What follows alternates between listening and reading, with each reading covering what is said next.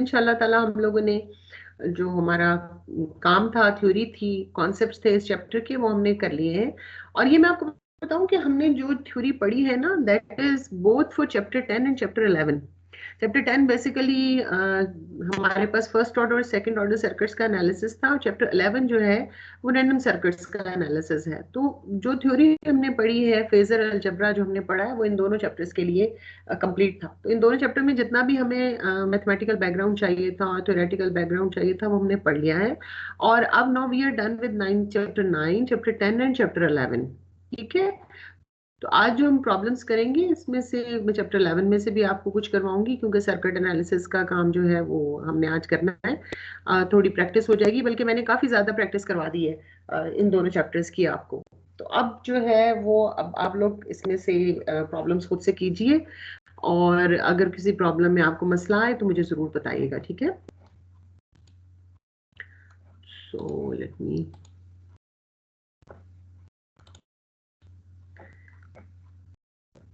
जी ये मैंने स्लाइड्स आपके साथ शेयर की हैं, can you see them? Yes ma'am. Yes ma'am.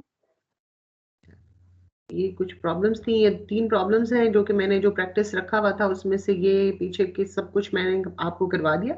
ये 3 प्रॉब्लम्स हैं, ये चैप्टर 11 में से हैं तीनों के तीनों। और ये एक्सरसाइज की जो आपकी एंड ऑफ चैप्टर प्रॉब्लम्स है उसमें से हैं। प्रॉब्लम 27 है, 29 है और 40 है। तो ये आज की क्लास में हम करते हैं, ताकि हमारी प्रैक्टिस हो जाए कि जो एक्चुअल सर्किट्स हैं उन पे हमने जब ये फेजर अलजेब्रा अप्लाई करना है और सर्किट एनालिसिस करना है तो हम कैसे करेंगे। ठीक है। तो पहले हम देखते हैं प्रॉब्लम 11.27। इसमें है जी, obtain simple series and parallel equivalents of Z is equal to 5 with a phase of 60 degrees kilo ohms at omega is equal to 1 mega radians per second। और B है, obtain simple series and parallel equivalents of Z is equal to 10 with a phase of minus 30 degrees kilo ohms at omega is equal to 100 kilo radians per second। आप choose कर लें, part A करें हम या part B करें?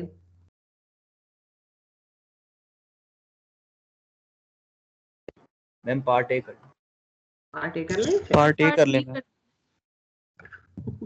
चलिए, part A में मुझे लग रहा है ज्यादा वोट है, हम पार्ट ए कर लेते हैं। देखिए, अब उसने आपको कहा क्या, उसने आपको एक इम्पिडेंस दी है। पहले हम सवाल को समझने की कोशिश करें। और उसने कहा है कि इसकी simple series and parallel equivalents find करें। मतलब ये कि आप दो कोई से एलिमेंट्स लगाइए सीरीज में, आपकी चॉइस है। इक्विवेलेंट से मुराद होती है आपने एक्चुअल एलिमेंट फाइंड करने हैं, कि भाई इतनी रेजिस्टेंस लगाऊं, इतनी कैपेसिटेंस लगाऊं, इतनी इंडक्टेंस लगाऊं, तो तब जाके मेरा जो है वो ये सर्किट बने। तो मैं यहाँ से अगर देखूं तो मुझे ये इम्पिडेंस जी नजर आए। अब ये दो एलिमेंट्स जो है, इसमें इसको मैं x1 कहती हूँ, इसको मैं x2 कहती हूँ। x1 जो है वो रेजिस्टेंस भी हो सकता है, x2 रेजिस्टेंस भी हो सकता है, x1 और x2 कैपेसिटर भी हो सकते हैं, inductive. I will have to see. ये मेरा डिजाइन है कि मैंने डिसाइड करना है कि x1 और x2 की वैल्यू क्या है। अब फिर मैंने कोई दो एलिमेंट्स पैरेलल में कनेक्ट करने हैं, and I'm going to name them x3 and x4 just to impress on you that they are different from x1 and x2। ठीक है।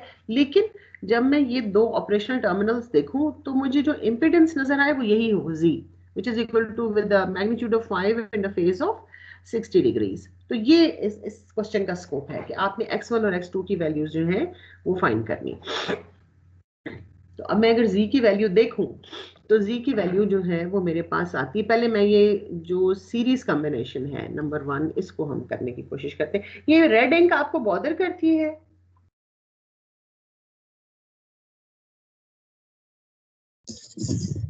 मैम थोड़ा सा वो हो जाता है, मुश्किल हो जाता है। हाँ, क्योंकि वो दूसरे सिंडिकेट मुझे कहते हैं कि ब्लैक कर लें। So I am going to switch to black, और आप देखिए if it's better. So z जो है that is equal to 5 with the phase of 60 degrees. तो z को अगर मैं लिखूं यूजिंग ऑयलर्स आइडेंटिटी, तो that is 5 cos of 60 degrees plus j 5 sin of 60 degrees, right. और cos of 60 degrees क्या होता है भाई? 0.5। जरा प्लीज मुझे चेक करके बताइए। Yes ma'am, 0.5। ठीक है। So that is equal to 2.5। और what is sine of 60 degrees? I think 0.866। Yes ma'am. So this is yes j5 ma'am. Under the root 3/2 है ना, दैट इज 0.866। ये मेरे पास। अच्छा अब देखो ये आपके पास z की वैल्यूज आ गई। अब z की वैल्यू आई, हमने सीरीज कॉम्बिनेशन की पहले बात करें। आप सीरीज कॉम्बिनेशन में अब आप मुझे बताओ कि is there a real part in the value of z that you have obtained in the rectangular representation? Yes ma'am. हाँ, Yes, ma'am. तो इसका मतलब है रेजिस्टेंस लगेगी, because there are resistive part. हम कह रहे थे ना इम्पिडेंस का रियल पार्ट रेजिस्टिव होता है और इमेजिनरी पार्ट जो है वो रिएक्टिव होता है, आपको अगर ख्याल हो, राइट। तो हमारे पास एक रेजिस्टेंस लगेगी। तो मुझे x1 तो पता चल गया कि x1 इज r, और r की वैल्यू क्या होनी चाहिए भाई?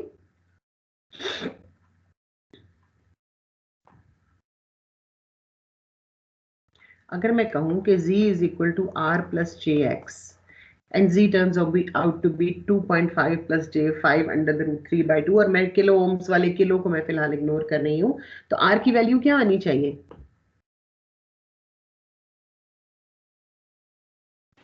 25। 2.5। 2.5, ma'am. तो this is equal to 2.5 kilo ohms. ले जी, आधा डिजाइन तो मेरा कंप्लीट हो गया।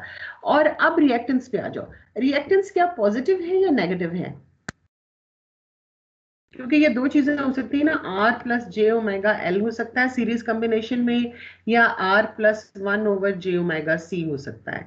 तो r प्लस 1 ओवर जे ओमेगा सी जो होगा वो होगा r minus J over omega C.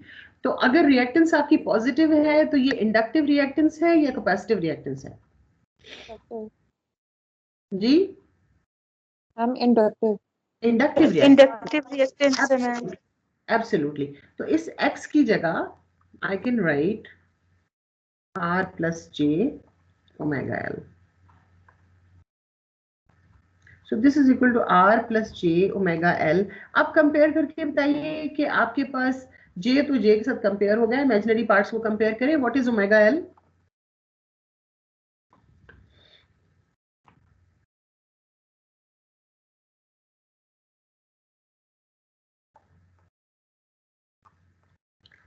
Five under the root 3/2। ठीक है, आप लोगों को बहुत देर लग रही है, चीजें दो चीजें सामने लिखी हुई हैं उनको कंपेयर करने में, काइंडली वेक अप और साथ जो है ना वो देखें चीजों को और मुझे जवाब दें। अच्छा जी, अब l की वैल्यू क्या होगी? और don't forget the 10 raised to power 3 here, जो मैंने वहां पे पीछे उसको नहीं लिखा। What is the value of the inductor that you have to connect in series with the resistance?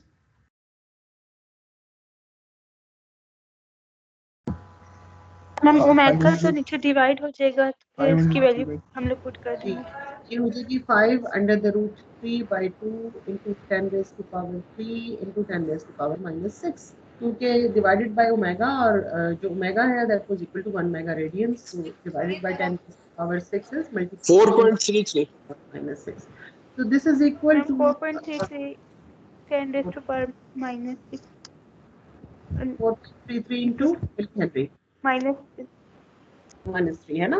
सो आपके पास जो है सीरीज कॉम्बिनेशन, हमें पता चल गया कि we have to connect a resistance in series with an inductance, और इंडक्टेंस की वैल्यू जो है वो 4.33 मिली हेनरी है, राइट। तो ये आपका कॉम्बिनेशन इससे क्या आपका यहाँ पर ये इम्पीडेंस आपकी मर्जी की इम्पीडेंस। आप में से किसी का माइक ऑन है, प्लीज इसको ऑफ कीजिए।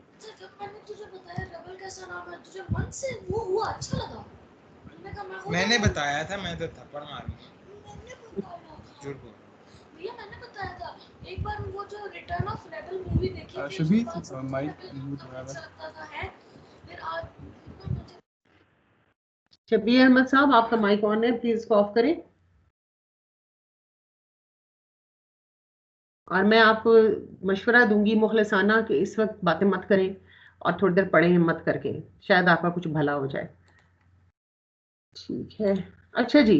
अब सेकंड आपके पास क्या है कि आपने एक पैरेलल कॉम्बिनेशन, पैरेलल कॉम्बिनेशन ऐसा होना चाहिए कि that should obtain the same impedance. आपके पास पैरेलल में भी वही इम्पीडेंस आए, राइट। अच्छा, अब पैरेलल जब आप कॉम्बिनेशन लगाएंगे तो क्या मैं इम्पीडेंस की जगह एडमिटेंस यूज कर लूं? Can I say that y is equal to y1 plus y2 when things are in parallel. और y की वैल्यू क्या है? 1 over z, right? अगर यहाँ से जो मुझे impedance नजर आ रही है वो z है, तो y should be equal to 1 over z. So that should be equal to 1 over 5 with the phase of 60 degrees, and that should be equal to y1 plus y2. तो 1 over 5 क्या होता है भाई? 0.2. Yes, ma'am. हाँ, 0.2 with the phase of 60 degrees is equal to y1 plus y2. तो और phase of minus 60 degrees. ठीक है, तो ये आपके पास आ जाएगा जनाब y1 plus y2 is equal to 0.2 into 0.5, right? Cos of 60 degrees minus 0.2 into under the root 3 by 2. देख लें, यही है। मैम मेरा क्वेश्चन है, मैम आपने यहाँ पे y क्यों यूज किया मैम? क्योंकि पैरेलल में लगे हुए थे। आपको याद है जब आप रेजिस्टेंसेस सॉल्व करते थे और आपके पास जब पैरेलल में लगे होते थे तो 1 over r equivalent is equal to 1 over r1 plus 1 over r2। Yes ma'am. So r1 over r equivalent को समझो y, और 1 over r1 को समझो y1, और 1 over r2 को समझो y2। अभी मैंने एडमिटेंस पढ़ाई है आपको पिछले लेक्चर में। आपको अगर याद हो, इम्पीडेंस जब पढ़ाई थी तो एडमिटेंस भी पढ़ाई थी, और कंडक्टेंस और ससेप्टेंस का कॉन्सेप्ट भी दिया था। मैम ये आपने ऑयलर्स आइडेंटिटी यूज की हुई है ना, जो y1 plus y2। ठीक है मैम। ये दो चीजें अब आपको साथ साथ आनी चाहिए। जी जनाब, तो अब आपके पास y1 plus y2 क्या आया? सॉरी, वो पेन पे रेड पे स्विच कर जाता हूं, सॉरी। हाँ जी, y1 plus y2 आपके पास क्या आया? y1 plus y2 is equal to 0.2 into 0.5 is 0.1, और अंडर द रूट 3 क्या होता है भाई? Under the root 3 by 2 0.866। Yes ma'am. तो मल्टीप्लाइड बाय 0.2 क्या होगा? 0.17। चेक करो मैम यस 0.173। तो बस 0.17 स्क्वायर में देते हैं। तो ये आपके पास आ गया y1 plus y2 is equal to 0.1 minus j 0.17। अब y1 is equal to, अब हम रियल और इमेजिनरी पार्ट्स जो है ना इनको हम कंपेयर करते हैं।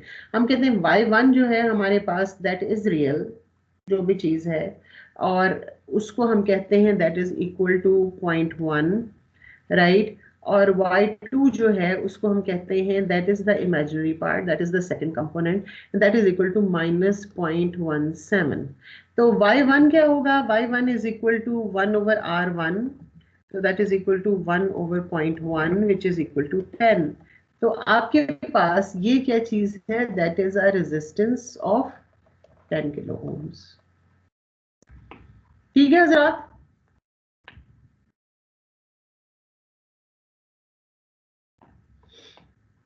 मैंने वही किया जो इम्पिडेंस में भी किया था कि रियल पार्ट को मैंने कहा वो रेजिस्टिव है, और जो इमेजिनरी पार्ट आया है उसको मैंने कहा ये मेरे पास रिएक्टिव था। और यहाँ जो रियल पार्ट आएगा वो कंडक्टिव है, यानी 1 over r1 है। जो इमेजिनरी पार्ट है वो ससेप्टेंस है। अच्छा जी, अब जो ससेप्टेंस आई है y2 आई है वो मेरे पास माइनस j 0.17 आई है। ये कैपेसिटिव है या इंडक्टिव है? कैपेसिटर मैम, कैपेसिटर नहीं जी, ओह इसलिए तो मैम ये रेसिप्रोकल हो जाएगा ना। ये रेसिप्रोकल है। ठीक है मैम। ठीक है, तो ये आपके पास आ गया 0.17। तो जे भी है इसके साथ एक इमेजिनरी, हम जे भी लगा लेते हैं, माइनस 0.17 जे। तो ये आपके पास हो जाएगा जी 1 over j omega l is equal to minus 0.17 j, or in other words we can say that minus j over omega l is equal to minus 0.17 j, और हम कह सकते हैं 1 over omega l is equal to 0.17। ठीक है जी, तो आपके पास L जो है L turns out to be equal to 1 over 0.17 into omega, that is equal to, अब जो भी अब इसकी वैल्यू जो है वो आप फाइंड करके देख लें कि क्या आपके पास L की वैल्यू आती है। ठीक है, तो यहां से आप L की वैल्यू कैलकुलेट कर सकते हैं. सो this is how you find the series and parallel combination of these things. Ma'am, 5.88 into 10 raised to power minus 6. 5.88 into micro Henry. और वो एक 0.17 के साथ किलो भी तो लगा हुआ था ना, वो पीछे किलो भी तो है ना, जो कि हमने इग्नोर किया हुआ है थ्रू आउट.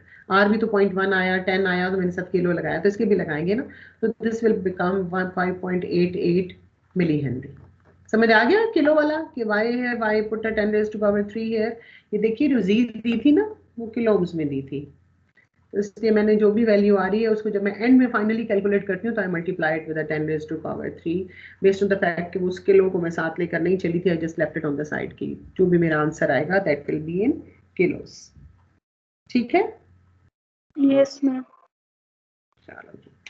तो ये है तरीका. दूसरा आप करेंगे तो मेरा हमें वो कैपेसिटिव है, आपको कैपेसिटेंस लगानी पड़ेगी क्योंकि इम्पिडेंस जो है that is equal to V over I, और I जो है वो लीड कर रहा है, तो इसलिए यहाँ पे मुझे ये रेज कर दूं जो कुछ मैंने यहाँ लिखा है ताकि मैं अगला सवाल कर सकूं.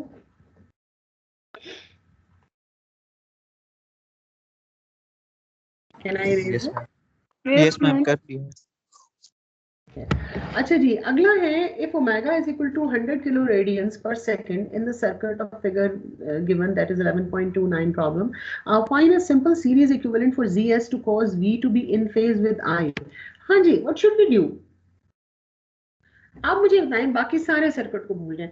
V और I जो करंट सोर्स है और उसके अक्रॉस जो वोल्टेज है, ये कब इन फेज होंगे विद वन अनदर? रजिस्टर. हाँ शाबाश. जब इसको यानी यहाँ से ये जो दो टर्मिनल्स हैं इनका मैं नाम रख लेती हूँ, मैं कहती हूँ ये टर्मिनल A और B है. जब इन टर्मिनल A और B से जो इम्पिडेंस नजर आ रही है वो टोटली क्या है, वो रेजिस्टिव है. अगर इसको रेजिस्टिव इम्पिडेंस नजर आ रही है तो ये वोल्टेज और करंट इन फेज होंगे. और आप जब आगे पावर का चैप्टर पढ़ेंगे ना तो आपको पता चलेगा कि ये बड़ा जरूरी होता है कि वोल्टेज और करंट इन फेज हो. इससे पावर जो है वो जाया नहीं होती. मैक्सिमम एफिशिएंट पावर डिस्ट्रीब्यूशन के लिए जरूरी है कि वोल्टेज और करंट जो है उनको इन फेज विद वन अनदर रखा जाए. तो ये एक इंपॉर्टेंट क्वेश्चन है जो उसने पहले as a numerical analysis problem हमें यहाँ पर नेटवर्क एनालिसिस प्रॉब्लम उसने हमें यहाँ पर इंट्रोड्यूस कर दिया. तो अब हम इसको कैसे हैंडल करें. अब जीएस वो इम्पिडेंस है जिसको हमने लगाना है अपनी टोटल इम्पिडेंस को करने के लिए रेजिस्टिव. तो पहले तो मैं इन तीनों पैरेलल कॉम्बिनेशंस की इम्पिडेंस मालूम करना चाहती हूँ.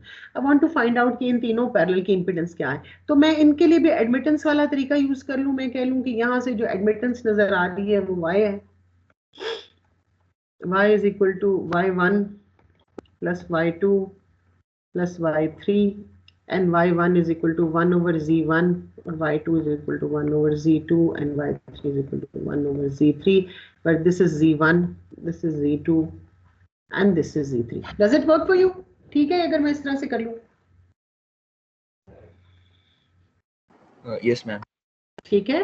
अच्छा, अब 1 over z1, अगर z1 जो है वो मेरे पास j10 ohms है तो 1 over z1 जो है वो माइनस j.1 हो जाएगा, क्योंकि j जब 1 over j होगा तो माइनस j हो जाएगा और 1 over 10 जो है दैट इज इक्वल टू 0.1.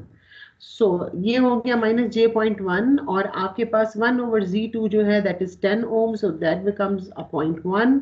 और आपके पास क्या इसको कहते हैं माइनस j20, जब 1 over माइनस j होगा तो वो प्लस j हो जाएगा. और 1 over 20 क्या होता है 0.05. So that makes ठीक हो गया. So that makes it equal to 0.1 minus j.05. Check कर लें प्लीज.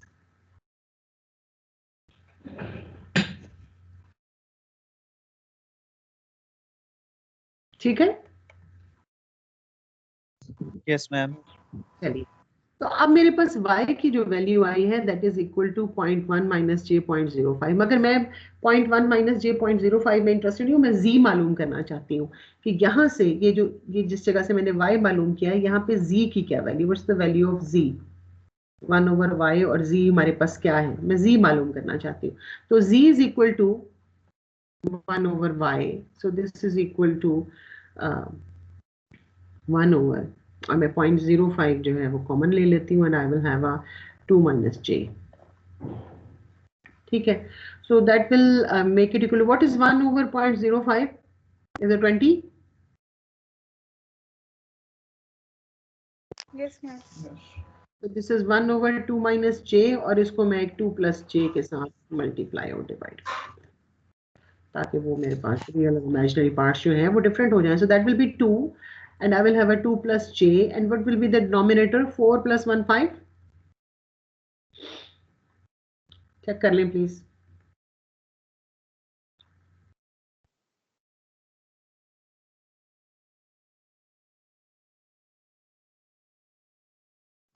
Yes, ma'am. ठीक है, Yes, ma'am. the 5 is 1 and 4 times is 20, so what I have is I have 8 + 4j। so z जो कि यहाँ से नजर आ रहा है वो क्या है, वो है 8 + 4j। अब मेरे पास जो सर्किट बना as a resultant of this, that is the voltage source, sorry, the current source, I'm sorry, and the voltage across it V, and then I have a Zs, and then I have a Z। तो मुझे अब आप ये बताइए हजरात कि ZS का purpose क्या है यहाँ पर।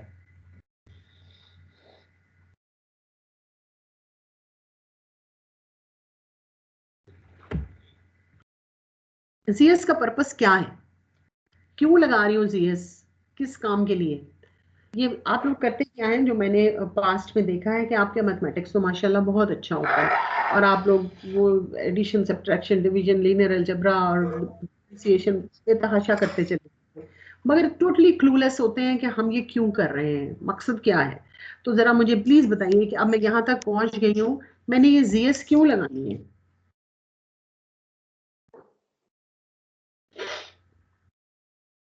मैंने ये ZS इसलिए लगानी है कि मेरी जो सोर्स है उसको जो इम्पीडेंस नजर आती है वो टोटली रियल हो जाए। आप में से अभी किसी ने मुझे ये बात कही थी कि रेजिस्टिव नजर आए, ठीक है। अब सोर्स को कितनी इम्पीडेंस नजर आ रही है, अब यहां से हम देखते हैं सोर्स को Z इक्विवेलेंट नजर आ रही है, और Z इक्विवेलेंट क्या है जो सोर्स को नजर आ रही है, that is equal to ZS + 8 + 4j।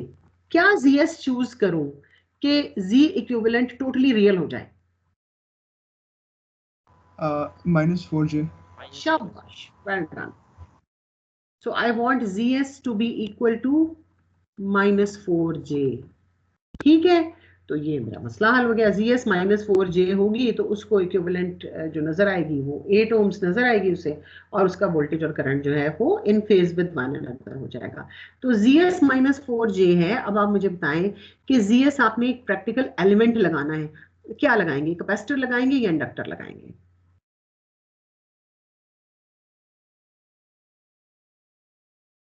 Minus sign के साथ है ना, तो फिर माइनस ये साइन आया कैपेसिटर होना चाहिए। Absolutely. Capacitor. It's going to be faster. Absolutely. So what I have is 1 over j omega c. I want it to be equal to -4j. So the minus j gets cancelled with 1 over j, and c is equal to 1 over 4 omega, right? So this is equal to 1 over 4 into 100 into 10 raised to power 3, or we can say that is equal to 1 over 0.4 into 10 raised to power -6, क्योंकि माइक्रोज के capacitors जो हैं वो ज्यादा हमारे पास होते हैं। तो what is 1 divide by 0.4?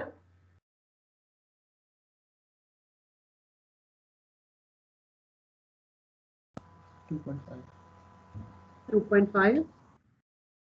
So 2.5 microfarad का एक कैपेसिटर अगर आप लगा दें ZS की जगह पे, तो आपका वोल्टेज और करंट इन फेज हो जाएगा, और जो भी आपका यहाँ पर हो रहा था, क्या उसको कहते हैं, लॉस हो रहा था पावर का, या जो भी आउट ऑफ फेज होने की वजह से वो कंपनसेट हो जाएगा। So that's how you handle these questions. ठीक है जनाब, ये दोनों क्वेश्चंस आपको समझ आ गए? Yes, ma'am. Yes ma'am. अब आगे जाती है, बिल्कुल जैसे हम रूटीन के क्वेश्चंस करते हैं। Apply nodal analysis circuit to find the current supplied by the source. We need to find nodal analysis. और current supplied by the source होगा क्या भाई? दैट इज डायरेक्ट तो कभी हम मालूम नहीं कर सकते। एक ये करंट फाइंड करेंगे I1 और एक ये करंट फाइंड करेंगे I2। तो अगर सोर्स का करंट I है तो I क्या होगा? पहले तो अपना मसला हल किया करो कि मैंने फाइंड क्यों नोडल एनालिसिस कर रहा हूँ आकर, मेरा ऐसे कि बिस्मिल्लाहिर्रहमानिर्रहीम पढ़ा और नोडल एनालिसिस पे शुरू हो गया। So what I am going to do, I am going to try and find I1 and I2। अब I1 के लिए मुझे क्या चाहिए? I1 के लिए मुझे इस नोड की वोल्टेज चाहिए, let's name it VA। I2 के लिए मुझे इस नोड की वोल्टेज चाहिए, लेट्स नेम इट VB। ठीक है, सो I1 आपके पास क्या होगा? और मैं सोर्स जो है इसको मैं कहती हूँ ये V है। तो I1 क्या होगा आपके पास? I1 is equal to V minus VA divided by 2 into 10 raised to power 3. So what you need VA to be able to find I1 because you already have the value of V। वो हम अभी solve करेंगे, लेकिन हम ये पहले clear करना चाहते हैं कि हम ये नोडल एनालिसिस कर क्यों रहे हैं। ठीक है, और आपके पास I2 क्या होगा हजरात?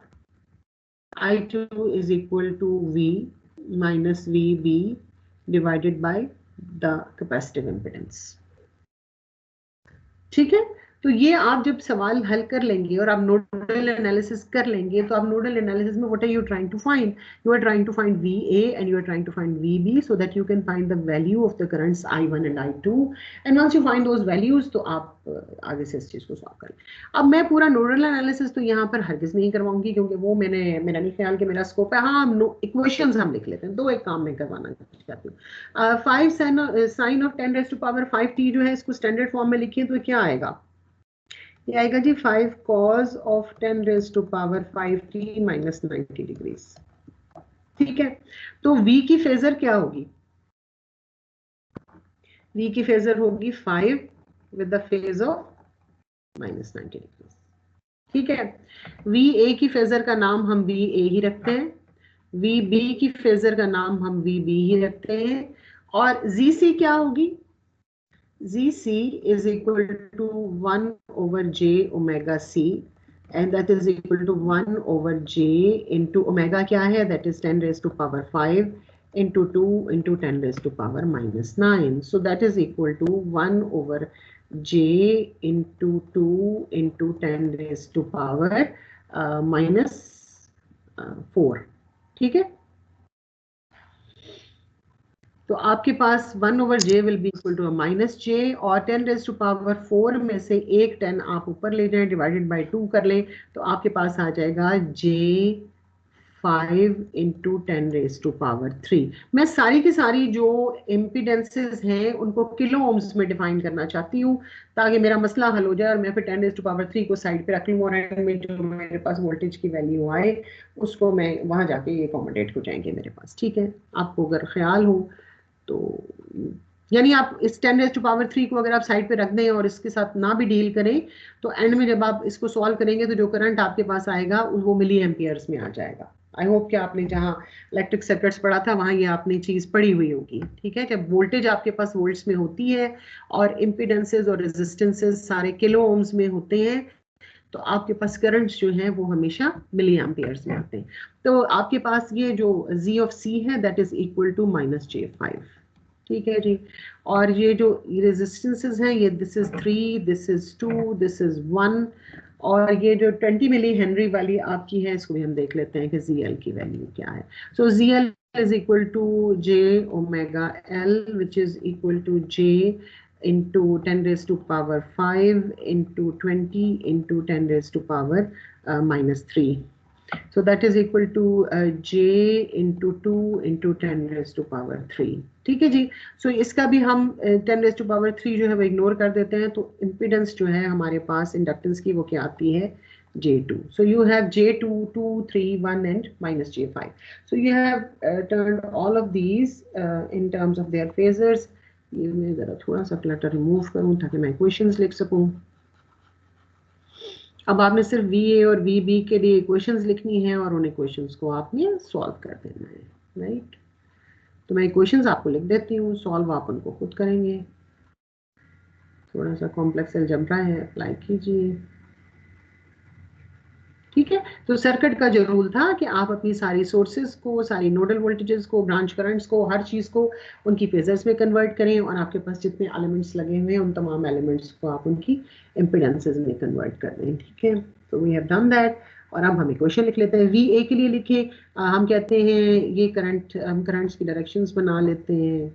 I1 जो है वो आपके पास क्या आएगा, that will be equal to V minus VA divided by 2। ये जो करंट 3 किलो में से गुजर रहा है इसकी ये डायरेक्शन बना लें, इसकी ये बना लें, इसकी ये बना लें, whatever. So this is entering the node और बाकी दो को हम कह रहे हैं they are leaving the node, so that is equal to VA minus VB divided by 3 and the last one is equal to plus VA। ये नीचे वाली नोड जो हमारी सबसे बिजी नोड है इसको हम कहते हैं ग्राउंड है, ताकि इस नोड को हम कह सकें कि ये V है।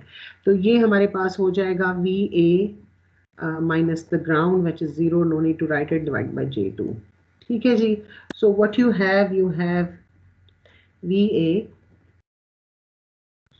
into 1/3 plus 1/2 plus 1/J2 minus VB/3 is equal to V/2। और B आपके पास क्या था, 5 minus 90 degrees डिवाइडेड बाय 2। तो ये आपके पास इस 2 को आप 2.5 को 2.5 कर लें। So you have got one of the equations. ठीक है, ये लें जी, एक इक्वेशन आपके पास आ गई VA और VB की टर्म्स में। नाउ लेट्स राइट, ये जो मैंने इक्वेशन लिखी है that was for node A। Now let's write the equation for node B। Node B के लिए इक्वेशन लिखें, the current entering is equal to VA minus VB divided by 3 and the other one entering is I2, that is equal to plus V minus VB divided by minus J5, or the last one is leaving, that is equal to VB divided by 1, VB minus 0 divided by 1। So what you have is you have VA by 3 minus VB आपके पास आ जाएगा, और आपके पास आ जाएगा 1/3 minus 1/J5 minus 1 is equal to, अब V divide by minus J5 जो है वो आपके पास दूसरी साइड पे चला जाएगा and that will become V/J5। ठीक है जनाब। सो this is the second equation that you have. अब आपके पास क्या आ गया है, आपके पास लीनियर अलजेब्रा की दो इक्वेशंस आ गई हैं। ये इसको हम इक्वेशन 1 कह लेते हैं और इसको हम इक्वेशन 2 कह लेते हैं। सिमल्टेनियस इक्वेशंस आ गई हैं। ये इक्वेशंस आपने सॉल्व करनी है। सबसे पहले तो ये 1/3 प्लस 1/2 प्लस 1/J2 जो VA के साथ है, इसको सिंप्लीफाई करें। सिंप्लीफाई करने से मुराद ये कि इसको एक सीधे रेक्टेंगुलर फॉर्म में, जिसमें कि न्यूमरेटर में एक रियल पार्ट और एक इमेजिनरी पार्ट, उस तरीके से इसको लिखें। 1/3 प्लस 1/2 आपके पास जो भी कुछ आएगा that will be equal to what, 5/6। 5/6 आपके पास रियल पार्ट आ जाएगा, प्लस 1/J2 जो है that is equal to minus J0.5। यानी इसको इस तरीके से आप सिंप्लीफाई करके लिखें। यहाँ पर भी इसी तरह काम करें और फिर उसके बाद इन दोनों को VA और VB के लिए सॉल्व कर लें। जब आप VA और VB के लिए इनको सॉल्व करेंगे तो आप VA और VB जो हैं उनको आप, अच्छा अब V जो है फेज ऑफ माइनस 90 डिग्रीज का मतलब क्या है, दैट इज इक्वल टू, अगर रेक्टेंगुलर फॉर्म में लिखना हो दैट इज माइनस J5। ठीक है, 5 with the phase of minus 90 degrees is equal to minus J5। जहां कहीं आपने V को रेक्टेंगुलर फॉर्म में लिखना हो, जहां V माइनस VB I2 के लिए आपने करना है, तो आपको V जो है वो रेक्टेंगुलर फॉर्म में चाहिए होगा। ठीक है, so that's how you are going to do it। तो ये कर लेंगे आप। would you be able to carry it from here on?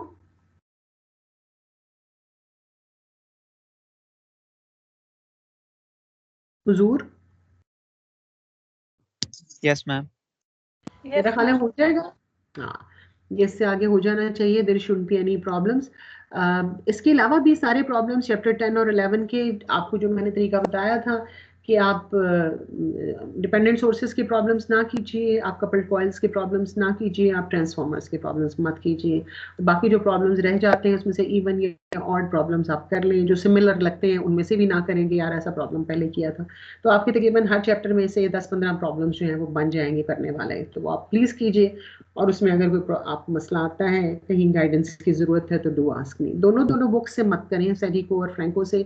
मेरी पहली चॉइस जो है वो फ्रैंको है, लेकिन इसका मतलब ये बिल्कुल मत लीजिएगा कि मैं पेपर में फ्रैंको में से सवाल देती हूँ। पेपर में कहीं से भी दे देती हूँ, आपने किया हुआ होता है वो सवाल, ठीक है। तो आप प्रैक्टिस कीजिए इंशाल्लाह, और अगर कहीं कोई मसला आता है तो मुझे बता दें। तो आज वो कलम का मुझसे पोर्टल नहीं खुल रहा, बराह करम मुझे चैट में भेज दीजिए अपनी जो अटेंडेंस, मैं आपकी अटेंडेंस लगा दूंगी, ठीक है। Yes ma'am. रिकॉर्डिंग में ऑफ कर दूं।